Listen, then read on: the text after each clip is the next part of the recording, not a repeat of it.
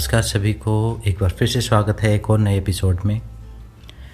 मेरा नाम हरदीप है और मैं यहाँ पर बात कर रहा हूँ एक आम आदमी के आध्यात्मिक जीवन के बारे में कि कैसे एक आम इंसान एक अपने गृहस्थ में रहते हुए एक संसारिक जीवन जीते हुए एक अध्यात्म की यात्रा, योग की यात्रा कैसे की जा सकती है और उसमें क्या अड़चनें आने वाली हैं और कैसे उस चीज़ को हम अंडरस्टैंड कर सकते हैं और अपनी लाइफ से उसको रिलेट कर सकते हैं और कैसे उसका अभ्यास किया जा सकता है। ये सारे पॉडकास्ट सुनने के बाद आपके मन में ये आता होगा कि मैं ऐसी बातें क्यों कर रहा हूँ, कि मैं क्यों ऐसी बातें कर रहा हूँ कि अपने अकेले रहें, साइलेंस में रहें और सेल्फ ऑब्जर्वेशन करें, ऐसे क्यों कह रहा हूँ, उससे क्या फ़ायदा होगा। लेकिन जबकि रिक्वायरमेंट तो योग का नाम आते ही बीमारियों की होती है कि थायराइड किस एक्सरसाइज से ठीक होगा, मोटापा किस एक्सरसाइज से ठीक होगा, डाइजेशन किस से ठीक होगा, ऐसे नी पेन कैसे किस चीज़ से ठीक होगा, ऐसे क्वेश्चंस आते हैं आजकल। योग जहाँ भी लिखा होगा वहाँ साथ में बीमारियाँ भी लिखी होंगी, जैसे वो परिभाषा ही योग की बीमारियाँ बन गई हैं। लेकिन मैं ऐसी बातें क्यों बता रहा हूँ, मैं क्यों नहीं ये बता देता कि इस एक्सरसाइज के करने से ये फ़ायदा होगा, इस प्राणायाम के करने से ये फ़ायदा होगा। क्यों बता रहा हूँ मैं? उसका पहला कारण तो ये है कि वो फ़ायदे हर कोई बता रहा है, लेकिन ठीक हर कोई नहीं हो रहा है। हम उन फ़ायदों के लिए, उन एक्सरसाइजेज के लिए इतने ज़्यादा कैजुअल हो गए हैं कि वो ज्ञान भरा पड़ा है, हमने फॉलो ही करना छोड़ दिया उसको। हमारे ऋषियों ने एक योग को एक रहस्यमय विद्या के रूप में प्रकट किया था और ऐसे हर किसी को सिखाने की विद्या नहीं बताई थी, लेकिन एक टाइप से साधना पद्धति थी, खुद से जुड़ने की एक मार्ग था। जैसे आजकल कोई MBBS हर कोई नहीं कर लेता, इंजीनियरिंग हर कोई नहीं कर लेता, किसी में स्पेशल वो चीज़ होती है तभी वो इस लाइन में जाता है। तो ये भी एक लाइन थी अलग से, तो जो लोग इसमें इंटरेस्ट रखते थे उसी को ये ज्ञान दिया जाता था। फिर वो अपने हिसाब से आगे थोड़ा थोड़ा करके जिसको जितनी ज़रूरत होती थी वो प्रचार प्रसार कर देता था। दूसरा कारण ये है कि बीमारियां जिस हिसाब से हम समझते हैं वैसे नहीं होती। मैंने जब बीमारियों को डीप स्टडी किया, पहले शुरुआत में मेरा भी इसी चीज़ में इंटरेस्ट रहता था कि इस आसन के करने से ये ठीक हो जाएगा, इस प्राणायाम के करने से ये ठीक हो जाएगा, इस मुद्रा के करने से ये बीमारियां ठीक होंगी। लेकिन जब मैंने बीमारियों को डीप स्टडी किया, उनके अंदर घुस के थोड़ा सा उनको समझने की कोशिश की और आसनों को, एक्सरसाइजेस को और समझने की कोशिश की, योग को थोड़ा सा और गहराई से समझने की कोशिश की, तो मुझे समझ में आया कि योग एक एक बीमारी को ठीक नहीं करता, योग तो बीमारियों की जड़ को ही ख़त्म कर देता है। अगर मान लीजिए मुझे थायराइड हो गया, अभी जो प्रचार प्रसार हो रखा है उसके हिसाब से बता रहा हूँ आपको, तो मैं वो एक्सरसाइज करना शुरू कर दूंगा जो थायराइड के लिए ठीक है। तो मुझे नहीं लगता कि ऐसी चीज़ें काम करती होंगी। उसके साथ 10 चीज़ें हैं। अगर एक बीमारी है तो 10 और मल्टीपल डायमेंशन से हमें काम करना पड़ेगा, तब वो बीमारी टारगेट होगी और तब वो हम वहाँ से क्योर होके निकलेंगे, उससे हील होंगे प्रॉपर तरीके से। हाँ, हो सकता है कोई पर्टिकुलर एक्सरसाइज करने से थोड़े से लेवल अप डाउन आपको टेस्ट में दिखाई देने शुरू हो जाएं, चीज़ें थोड़ी सी पहले से ठीक होनी शुरू हो जाएं, लेकिन वो परमानेंट ठीक नहीं है। फिर आप छोड़ देंगे, फिर वही लाइफस्टाइल जीना शुरू कर देंगे, फिर वही खाना खाना शुरू कर देंगे, फिर बीमार हो जाओगे। आपने देखा होगा योग करने वाले भी पूर्णतः स्वस्थ कहाँ हैं? मुझे तो नहीं मिलते। ऐसे लोग भी देखे मैंने, कई सालों से क्लासेस ले रहे हैं और खुद भी बीमार ही हैं वो। तो चूक कहाँ रह गई? चूक रह गई है चीज़ों को समझने में। योग बीमारियों की जड़ पे काम करता है। इसका मतलब क्या हुआ?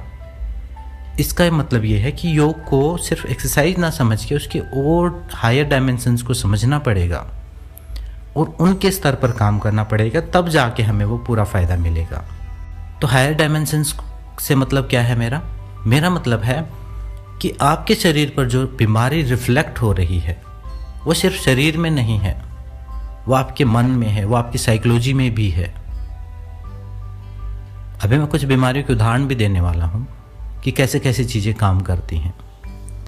एक एग्जाम्पल के लिए समझ लीजिए, एक कंप्यूटर है, उसके सॉफ्टवेयर में प्रॉब्लम है तो हार्डवेयर में भी प्रॉब्लम हो जाएगी, वो चलना बंद हो जाएगा, स्क्रीन पर कुछ दिखाई देना शुरू हो जाएगा या हैंग हो जाएगा। हार्डवेयर भी रिएक्ट करेगा उस चीज़ के प्रति। जैसे ही हम हार्डवेयर को ठीक करते रहेंगे, सॉफ्टवेयर को नहीं सुधारेंगे, तो फिर चल पड़ेगा, फिर बंद हो जाएगा, फिर चल पड़ेगा। लेकिन जब सॉफ्टवेयर के ऊपर काम करेंगे तो हार्डवेयर भी ठीक हो जाएगा और सॉफ्टवेयर भी ठीक हो जाएगा। हार्डवेयर में भी जो प्रॉब्लम हुई है उसको भी ठीक करें, मतलब शरीर में जो बीमारी है उसको भी ठीक करें, उसके लिए एक्सरसाइज भी करें, खान पान का ध्यान रखें, लाइफस्टाइल का ध्यान रखें, प्लस उसका जो साइकोसोमेटिक कारण है उस चीज़ को भी रिलीज करें। आपके आभा मंडल में, आपके मन में जो उस बीमारी का कारण है उसको भी वहाँ से निकालें। नहीं निकालेंगे तो वो बीमारी किसी और रूप में प्रकट होनी शुरू हो जाएगी। और एलोपैथी के संदर्भ में तो ये बात ज़्यादा ही है। कुछ बीमारियां जो बाहर से इन्फेक्शंस लगते हैं उनको छोड़ के, अगर उनको हम छोड़ दें तो उसके अलावा जो क्रोनिक डिजीज़ हैं वो भी साइकोसोमेटिक हैं, मतलब मन से शुरू हुई थी, शरीर में जाके वो रिफ्लेक्ट हो रही हैं।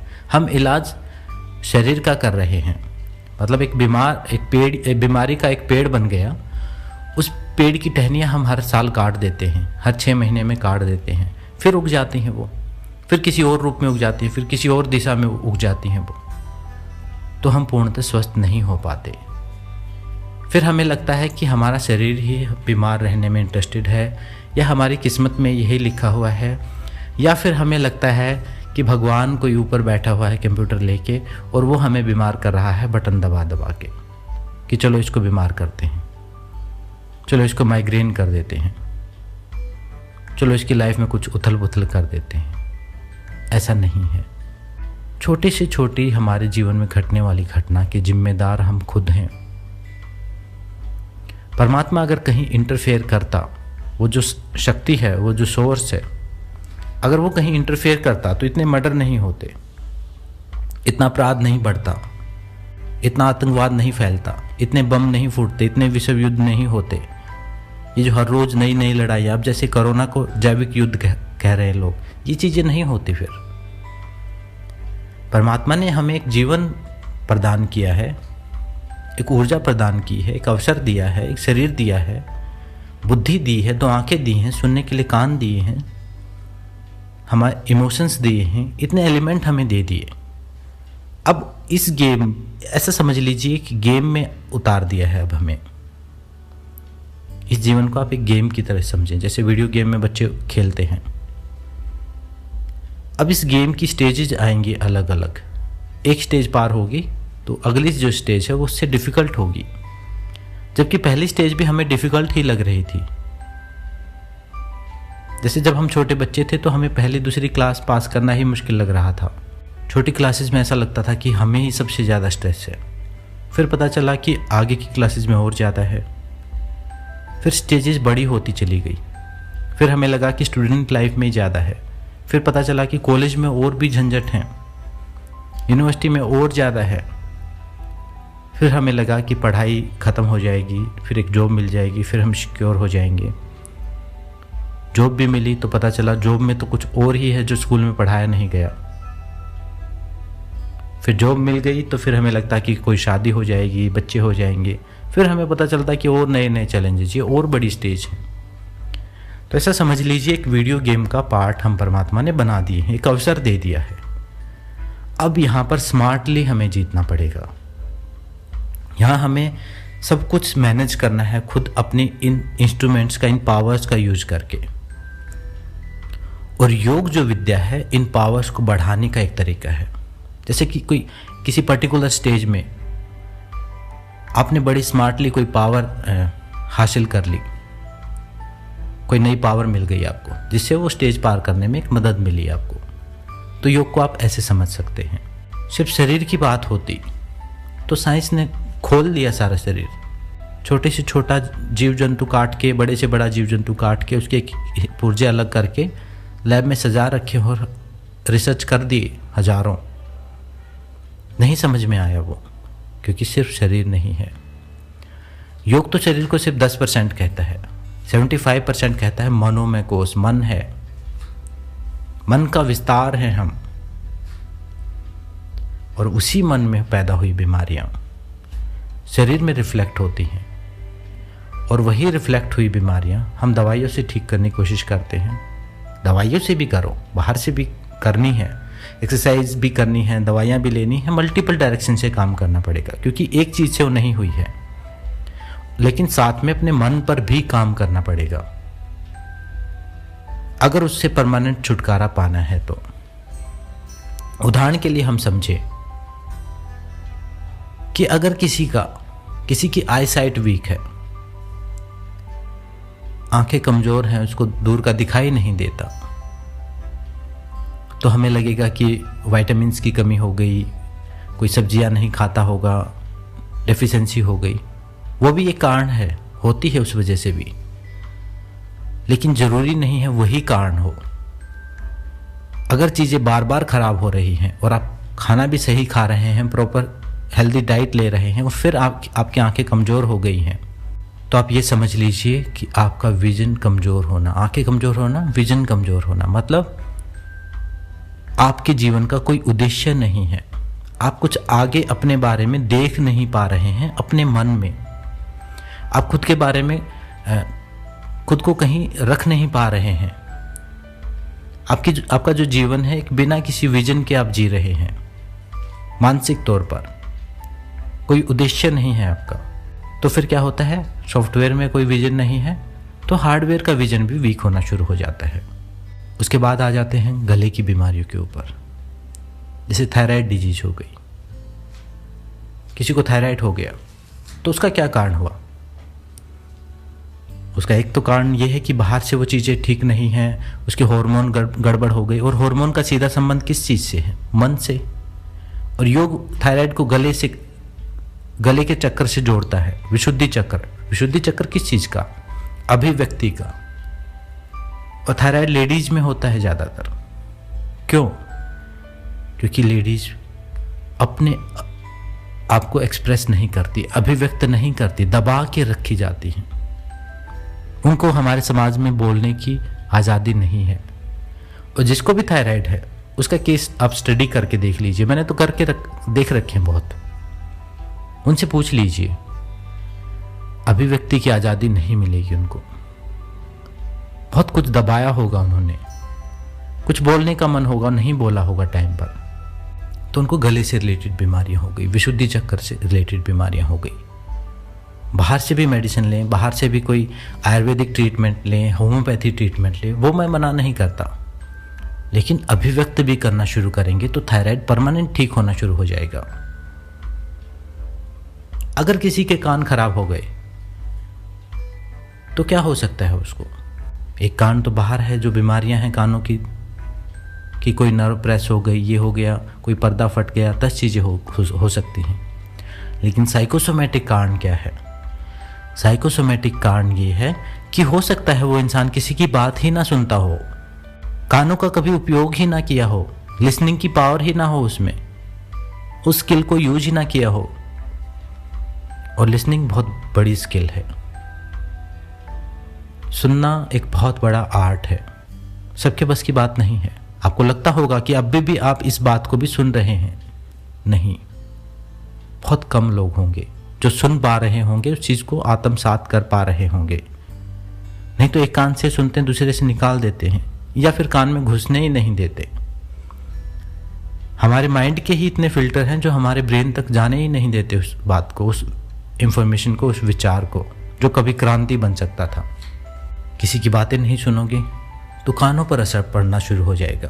अगर आपके अंदर इमोशनल ब्लॉकेज है, भावनाएं आपकी संतुलित नहीं हैं, बहुत कुछ अंदर दबा के रखा हुआ है, अपनी भावनाओं को आप व्यक्त नहीं कर पाते, तो हृदय चक्र से रिलेटेड बीमारियां आपको होना शुरू हो जाएंगी। अपने इमोशंस को आप बाहर व्यक्त नहीं करते, तो हृदय चक्र में क्या आता है? आपके फेफड़े, जिनको दमा है, देखना कैसे दबा के रखा होगा उन्होंने। दबाव मतलब दमा, दम घुटता है, तो दम घुटा होगा तो वो दमा हुआ है उनको। कभी करके देखना एक्सपेरिमेंट, उनसे डिस्कस करके देखना जिनको ये बीमारियां हैं। एक तो जो बाहर से निकलते हैं इन्फेक्शन, जैसे अभी कोरोना लग गया किसी को, तो वो बात नहीं है। लेकिन एक बीमारी अगर चलती आ रही है सालों साल, उनकी बात है। फिर दवाइयाँ खा रहे हैं, फिर ठीक हो रहे हैं, फिर बीमार हो रहे हैं। हार्ट प्रॉब्लम्स ब्लॉक हो जाएंगी, हार्ट की वेन्स ब्लॉक होनी शुरू हो जाएंगी, खून गाढ़ा होना शुरू हो जाएगा। आपने देखा होगा कि आदमियों को हार्ट अटैक बहुत ज़्यादा आते हैं और उनकी डेथ भी अपनी वाइफ से जल्दी हो जाती है। कारण क्या है? वो अपने इमोशंस को, एक आदमी होना मतलब अकड़ के रहना, अपने इमोशंस को व्यक्त नहीं करना दूसरों के सामने, और उस दबाव को बनाते बनाते बनाते बनाते वो हार्ट अटैक का रूप ले लेती है एक दिन। और महिलाएं हमेशा इंसान से 5-10 साल ज़्यादा जीती हैं, क्योंकि वो अपने इमोशंस को व्यक्त करती हैं। उनका रोने का मन होता है तो वो रो लेती हैं, लड़ने का मन होता है तो लड़ लेती हैं। आदमी नहीं करता ऐसा। उसके बाद आ जाता है पेट का हिस्सा, जो हमारा डाइजेशन है। डाइजेशन का काम क्या है? फूड को एनर्जी में कन्वर्ट करना, चीज़ों को हजम करना, भोजन को हजम करना। जिसके पेट में कोई बात डाइजेस्ट नहीं होती, किसी कोई नई बात पता चली और उसको वेट है कि कब किसको क्या बता दूं, उसका डाइजेशन हमेशा ख़राब मिलेगा। अब देखना, बोलते हैं ना, एक कहावत भी है कि इसको कोई बात हजम नहीं होती। वो हजम, उसका असली का हाजमा भी खराब मिलेगा। कभी चेक करके देखना। और पेट तो एक टाइप से सेकंड ब्रेन का काम करता है। पेट में तो हमारी बहुत दबी हुई भावनाएं भी पेट में ही रहती हैं। ब्रेन से सीधा सीधा संबंध है पेट का। आपके मन के ऊपर तनाव बढ़ता है, आपको कहीं जाना होता है, साइकोलॉजिकल कोई ऐसी बात होती है जहाँ भय है, आपका भय दबे पड़े हैं आपके पेट में, जहाँ डर लगता है आपको जो काम करने से। कहीं इंटरव्यू है, पेट में गुड़ुम गुड़ुम शुरू हो जाएगी, लूज मोशन शुरू हो जाएंगे, आपका नाभि चक्कर हिल जाएगा अपनी जगह से। बहुत चिंता हो गई, कोई फ्यूचर की चिंता कर ली, पेट खराब हो जाएगा। सेकंड ब्रेन बोला जाता है, जो गट फीलिंग बोली जाती है। कोई किसी चीज़ की का पहले ही आपको आभास हो जाता है कि ये चीज़ ऐसे होनी चाहिए और ऐसे ये ठीक है। वो गट फीलिंग, यानी पेट में वो फीलिंग होती है, आपका सेकंड ब्रेन है। और तभी उपवास का और डाइट का इतना ज़्यादा महत्व है। तभी मैंने इसको पहले और दूसरे पॉडकास्ट में डाइट के बारे में इसलिए मैंने बताया, क्योंकि सबसे ज़्यादा ज़रूरी वो है। अगर आपको खाने को ना दिया जाए तो आप ढंग से सोच नहीं पाएंगे। सीधा सीधा संबंध है ब्रेन से। फालतू के विचार, थोड़ा सा भूखा रहना शुरू करो, ख़त्म होते चले जाएंगे, अपने आप ध्यान लगना शुरू हो जाएगा। एक दिन आप ओवर ईटिंग कर लीजिए, फिर अपने मन की गति देखना। आप कोशिश भी करेंगे तो भी नहीं मेडिटेट कर पाएंगे, तो भी कंसंट्रेट नहीं कर पाएंगे, नींद आने लगेगी। सीधा संबंध पेट का ब्रेन से है और ब्रेन का पूरे शरीर से है। पेट से ही पूरा न्यूट्रिशन, सारे विटामिन्स, मिनरल्स, मैक्रो न्यूट्रिशन सारा पेट से ही तो डाइजेस्ट होकर आगे पहुंचता है। वहीं से तो पूरे शरीर में ऊर्जा फैलती है। सूर्य चक्कर, मणिपुर चक्कर, सोलर प्लेक्सिस भी बोलते हैं, यहीं से अग्नि जागृत होती है और यहीं से पूरे शरीर की ऊर्जा, सारे शरीर की ऊर्जा का केंद्र है ये। तभी कपालभाति इतनी क्रिया इतनी ज़्यादा कराई जाती है, ताकि ये चक्कर एक्टिवेट हो, ये कुछ शुद्ध हो, उस चीज़ का कोई एक्सपीरियंस हो हमें। उसके बाद आ जाते हैं हम अपनी कमर के ऊपर। जब आपके जीवन में इनसिक्योरिटीज बढ़ेंगी, तब आपको कमर से रिलेटेड बीमारियां होनी शुरू हो जाएंगी। बैक में पेन हो जाएगा, इनसिक्योरिटीज बढ़ेंगी, अभाव बढ़ेगा किसी चीज़ का, पैसे की कमी हो जाएगी। पैसा यानी मजबूती, मजबूती यानी एक स्ट्रॉन्ग स्पाइन, बेस, आधार पूरे शरीर का। उधर पैसा क्या है? आधार है इस भौतिक जीवन का। हर चीज़ में पैसा चाहिए होता है। जब आपके जीवन में अभाव आना शुरू हो जाएगा, अभाव आना शुरू होगा तो कमर में दर्द होने शुरू हो जाएंगे, अलग अलग टाइप के। एक्सरे में, एमआरआई में तो अलग चीज़ें आएंगी, वो तो फिजिकल बॉडी को ही स्कैन करते हैं ना, मन को तो नहीं करते।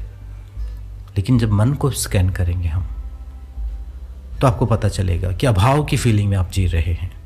जब आपके हाथ कमज़ोर होने शुरू हो जाएंगे, हाथ वीक होने शुरू हो जाएंगे, हाथों में कोई प्रॉब्लम होनी शुरू हो जाएगी, फिंगर्स में कोई प्रॉब्लम, कलाई में कोई प्रॉब्लम होनी शुरू होगी, तब ध्यान देना हाथ किस चीज़ का प्रतीक है?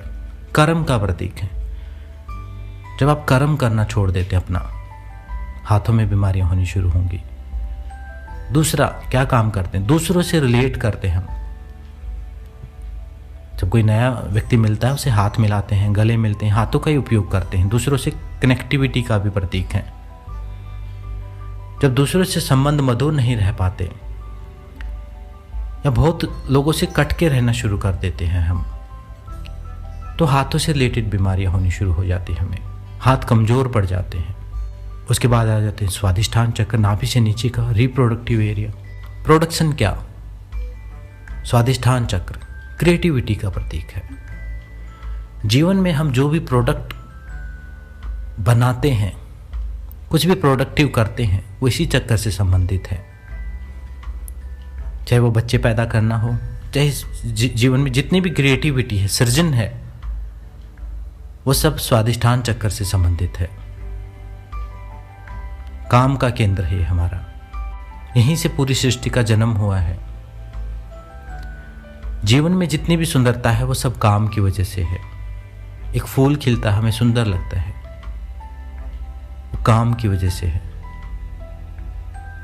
वहाँ पे सृजन चला हुआ है। जब आपके जीवन से क्रिएटिविटी खत्म हो जाएगी, आप अपने पसंदीदा, अपनी हॉबीज़ को कॉम्प्रोमाइज़ करना शुरू कर देंगे, अपनी पसंद को कॉम्प्रोमाइज़ करना शुरू कर देंगे, जहाँ से आपको एक क्रिएटिव एनर्जी मिलती थी, जहाँ से जिससे आपकी क्रिएटिव एनर्जी खुलती थी। जब आप उन चीज़ों को कॉम्प्रोमाइज़ करना शुरू कर देंगे, कट करना शुरू कर देंगे, तो आपको हार्मोनल प्रॉब्लम होनी शुरू हो जाएंगी, पीसीओडी होना शुरू हो जाएगा, स्वादिष्ठान चक्कर से रिलेटेड बीमारियां होनी शुरू हो जाएंगी। जब इंसान अपनी रूट से कटना शुरू हो जाता है, जहाँ वो पैदा हुआ है, जिन लोगों में पैदा हुआ है, जैसे संस्कृति में पैदा हुआ है, जब उनसे दूर होना शुरू हो जाता है, जैसे कि हो रहे हैं लोग आधुनिकता के चक्कर में, उनको लगता है कि मॉडर्न होना ज़्यादा कूल है, और जो हमारी रूट्स हैं उन वो होना वो कुछ लो लेवल की कोई बात है। कभी भी किसी इंसान के दिमाग में ये बात नहीं आती कि पेड़ की टहनियाँ आसमान में जाती हैं और जड़ें तो ज़मीन में ही रहती हैं, तभी वो खड़ा रहता है। और वही हमारे साथ सच्चाई है। जब हम अपनी रूट से कटना शुरू कर देते हैं तो हमारे मूलाधार चक्र में बीमारियां होनी शुरू हो जाती है। और मूलाधार चक्र को समझ लीजिए, इस पूरी फिजिकल बॉडी को रिप्रेजेंट करता है मूलाधार चक्र, पूरे पृथ्वी तत्व को। शरीर बीमार होना शुरू हो जाएगा, इस भौतिक जीवन में संकट आने शुरू हो जाएंगे आपको। उसके बाद मूलाधार चक्र, मूलाधार चक्र को आप समझ लीजिए पृथ्वी तत्व, रूट, जड़ें हमारी। और मूलाधार के चक्र के साथ साथ आप हमारी लेग्स, घुटने, ये सब भी मूलाधार चक्र का ही एक्सटेंशन है। अपनी जड़ें कहाँ हैं? जैसे पेड़ की जड़ें होती हैं, हमारी जड़ें हैं हमारे पैर। जब आप धरती पर चलना बंद कर देते हैं, जब आप छोटे छोटे काम के लिए भी गाड़ियाँ उपयोग करना शुरू करते हैं, जब अर्थ से कनेक्टिविटी खत्म हो जाती है, अर्थ के एनर्जी से, ग्राउंडिंग आपकी एनर्जी की हो ही नहीं पाती, अर्थिंग हो ही नहीं पाती। आपने देखा होगा बड़े बड़े पावर हाउस, बड़ी बड़ी बिल्डिंग्स, अर्थिंग जरूरी है, तभी वो इतनी इलेक्ट्रिसिटी मैनेज हो पाती है वहाँ पर। हमारी अर्थिंग होनी ही बंद हो गई है, हमने नंगे पैर चलना ही छोड़ दिया है।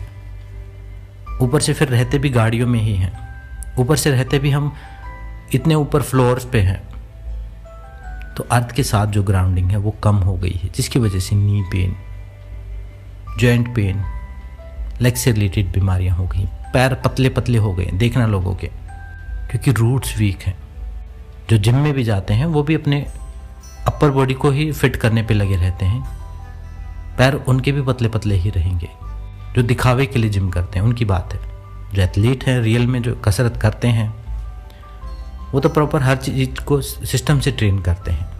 ऐसे एक एक चीज़, ये मैंने मोटी मोटी चीज़ें कवर की हैं, एक एक चीज़ आपके मन से जुड़ी हुई है। और मन को शुद्ध करने का, स्वस्थ करने का तरीका क्या है? एकमात्र है स्वयं में स्थित स्वस्थ मन, योग। जब हम प्राणायाम करते हैं, जब हम ध्यान करते हैं, जब हम सेल्फ एनालाइज करते हैं, सेल्फ स्टडी करते हैं, जब ईश्वर के प्रति समर्पण करते हैं, जब तप करते हैं, जब द्वंद्व को सहन करते हैं, जब संतोष करते हैं, अहिंसा करते हैं, सत्य बोलते हैं, ये माइंड की ट्रेनिंग है, माइंड की क्लीनिंग होती है। इसलिए सबसे पहले यम नियम रखे हैं कि शरीर को तो हम कर लेंगे आसनों से। आसन सीखना कोई बड़ी बात नहीं है, थोड़ा सा डीप इंटरेस्ट होना चाहिए और एक वजह होनी चाहिए। आसन आपको सारे आ जाएंगे, कोई ज़्यादा बड़ी बात नहीं है, 6 महीने का काम है। लेकिन मन के ऊपर नियंत्रण, वो डिसिप्लिन, वो सेल्फ डिसिप्लिन, वो सोशल डिसिप्लिन, उनके लिए सालों साल काम करना पड़ेगा। और जब तक वो नहीं आएंगे तो मन स्वस्थ नहीं होगा, मन स्वस्थ नहीं होगा तो शरीर भी स्वस्थ नहीं होगा। घूमते रहेंगे, चक्कर काटते रहेंगे, वहीं पर पहुंच जाएंगे घूम फिर के। प्रत्याहार में मन को नियंत्रित करने का तरीका सीखते हैं, धारणा में मन को नियंत्रित करते हैं। वो थोड़ी सी हायर प्रैक्टिसेस हैं। मन की थेरेपी जो करनी है वो योग है। योग के सिद्धांतों को फॉलो करना, उन चीज़ों को प्रैक्टिस करना। और योग फिर षटकर्म करवाता है, पहले आपसे क्लीनिंग करवाता है।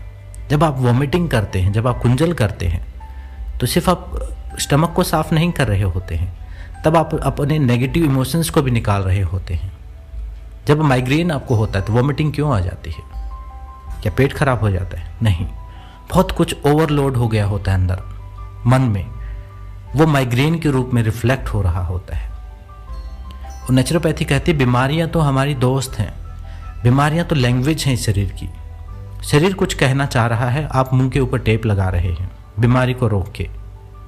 आप समझने की कोशिश करो। अगर बहुत ज़्यादा कोई प्रॉब्लम हो गई है, इमरजेंसी हो गई है, तो दवाइयाँ भी खाएं आप। ऐसा अंधविश्वास भी ना करें कि अब दवाइयाँ खानी हमने कर दी बंद, अब दवाई हम मर भी जाएंगे तो नहीं खाएंगे। नहीं, ये मूर्खता है, ये आर पार की लड़ाई, एक योगी की सोच नहीं है ये। अगर कोई इमरजेंसी है तो उसका उपयोग करो, उस साइंस का उपयोग करो। विज्ञान है वो, आज का विज्ञान है, योग पहले का पुराना विज्ञान है। साथ में उस साइकोलॉजी के ऊपर भी काम करो, साथ में उन छोटी छोटी चीज़ों के ऊपर भी काम करो जिस कारण वो बीमारी पैदा हुई है। तभी जाके हम पूर्णतः स्वस्थ हो पाएंगे। और यही कारण है कि मैं सेल्फ ऑब्जर्वेशन की बात करता हूँ, खुद को देखने की, आईने में देखने की बात करता हूँ। तभी मैं मौन में रहने की बात करता हूँ, तभी मैं लोगों के व्यवहार को ऑब्जर्व करने की बात कर रहा हूँ। तभी मैं आपको कोई नुस्खे नहीं बता रहा। पहले मैंने नुस्खे ही याद किए थे, पहले मैं नुस्खे ही याद करता था, नुस्खे ही बताता था शुरुआत में, जैसे कि सब लोग सुनना भी चाहते हैं, क्योंकि उससे एक मनोरंजन होता है, उससे लगता है कि कोई चमत्कारी चीज़ मैं बता रहा हूँ। और ये चीज़, ये एक डिसिप्लिन में बता रहा हूँ। बड़ा मुश्किल है। पहली चीज़ तो इसको समझना, आत्मसात करना, सुनना ही इतना लंबा मुश्किल है। और लोगों को वेट है कि मैं 15 सेकंड में कोई नुस्खा बता दूं और उनका जीवन सफल हो जाए या उनकी बीमारियां ठीक हो जाएं। लेकिन मैं कोई एंटरटेनमेंट करने के लिए नहीं हूं। वो कर रही है दुनिया काम, लाखों लाखों यूट्यूब चैनल बने हुए हैं पहले ही, वो अच्छे से काम कर रहे हैं। मुझे खुद भी एंटरटेनमेंट करना होता तो मैं उनको ही देखता हूँ। तो उनको देखिए आप। योग एंटरटेनमेंट की चीज़ नहीं है। योग तो एक सबसे गहरी जो साइंस, गहरी जो विद्या, जो पढ़ाई है वो है। तो इन छोटी छोटी चीज़ों के ऊपर गौर करें। आज के एपिसोड में इतना ही, मिलते हैं नेक्स्ट एपिसोड में। ओम शांति शांति शांति।